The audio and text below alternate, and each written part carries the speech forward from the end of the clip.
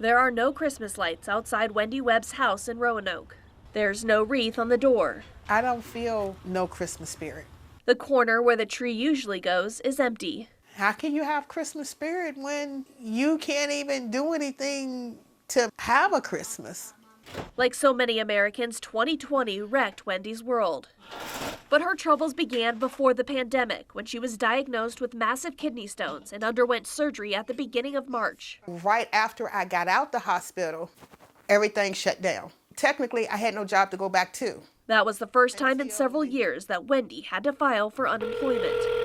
Everything was going smoothly until the paycheck stopped coming in July, just a few days after her second kidney surgery.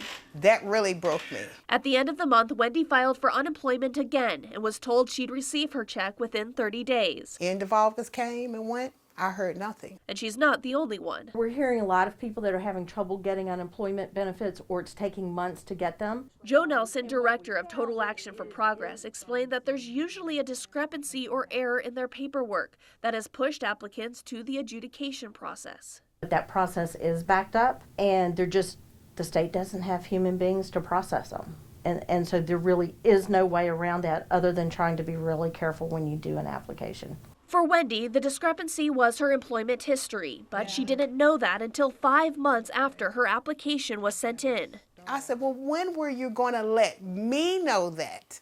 Wherein I could have handled that or fixed whatever issues or got whatever information that you needed.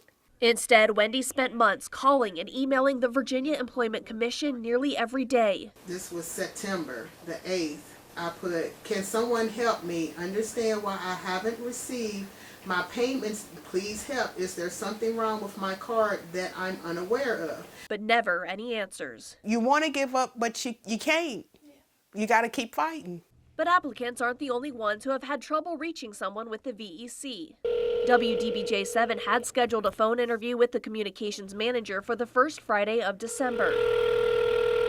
But she never picked up. The mailbox is full and cannot accept any messages at this time. Goodbye. Since then, we've sent 6 emails to the communications department and tried calling the communications manager more than a dozen times. But to no avail until noon Thursday, when we finally got a call back. The reality is the VEC is working every day. They're bringing on more and more staff, extra staff in all the local offices, but in order to process the claims, they don't have the time or ability to answer all those calls. Which leaves people like Wendy alone and in the dark. How? With unanswered questions. How am I supposed to survive? How am I supposed to make this work? When all I need is my unemployment and I can make it work.